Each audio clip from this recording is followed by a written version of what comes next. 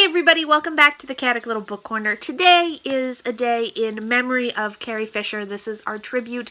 I am using the tag that the restricted section came up with. It seems like definitely Meg came up with this.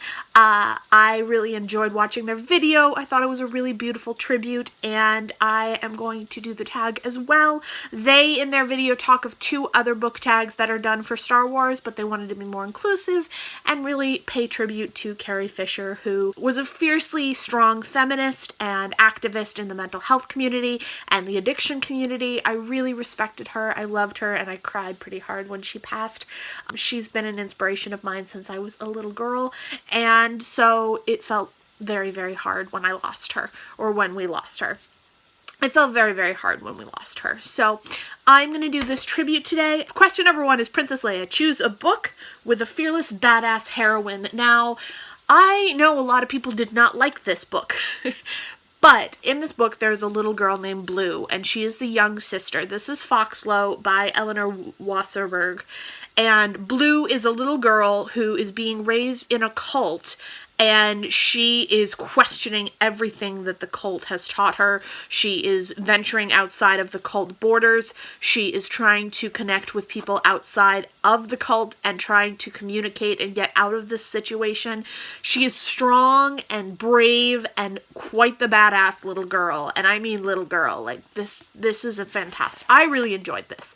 And Blue is a very, very, very lovable little child, but very, very determined to save herself and her sister. Stormtrooper. Choose a book that's a dime a dozen. Now, I don't hate this book, and I don't think it's not good, but this is how a mother weaned her girl from fairy tales by Kate Bernheimer. This is a fairy tale retelling short story collection. I have a million of these. Well, I don't have a million. I think this is the one out of all of them that I feel is the most predictable, the most easy to read, the most basic, and the most like the rest. And therefore, dime a dozen for me. But I will never get rid of it because I really enjoy it.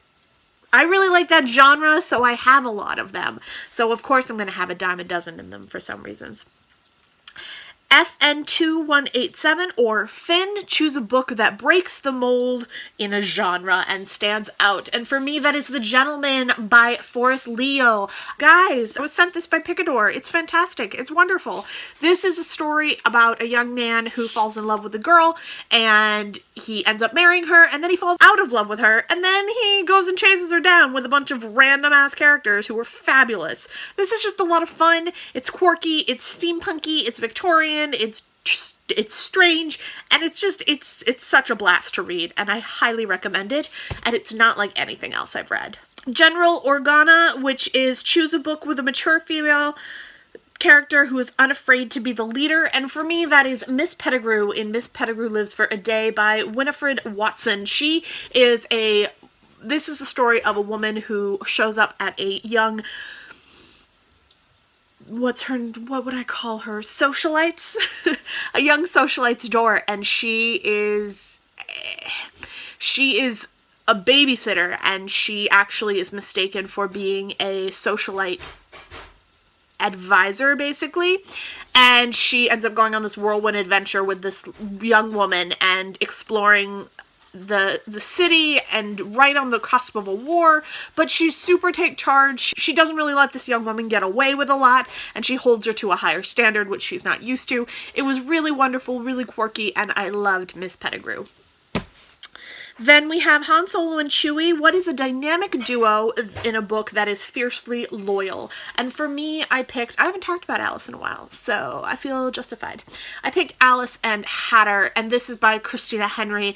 And Alice and Hatter are the two main characters, but they are extremely loyal to one another. And in the first book, there is a building romance, but it's not the highlight of the book, which I really, really enjoyed. It was actually more of a subplot.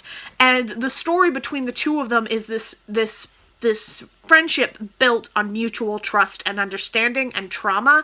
And the two of them together are so active and they're so challenging to one another, but they work really well together, and they are fiercely, fiercely loyal to one another. And then Vader, Darth Vader, a book that got in your head, a dark book that got in your head. That's The Collector by John Fowles. This book creeped me the fuck out. I can't explain how much this book creeped me out. It was terrifying. It was scary. This guy kidnaps a girl, puts her in a cellar to keep her so he can have a conversation with her whenever he feels like it. And he just becomes more and more obsessed with her and thinks she owes him life. And like, oh, gross. Gross, gross, gross. So good. So scary. So creepy. So good. All right. Then C3PO and R2D2, awesome side characters that are favorite side characters. Now, this is kind of a cheat because I'm just beginning this book, but I've seen the movie a lot, and one of my favorite side characters of all time is Melanie Hamilton because she is so hardcore and such a sass queen, but she's so Southern lady about the whole thing. Like, she gets shit done, she makes sure that her people are taken care of, and she's fiercely loyal, but she maintains this really demure, sweet disposition all the time, and it makes her just so wonderful. I think she's definitely one of my all-time favorite side characters.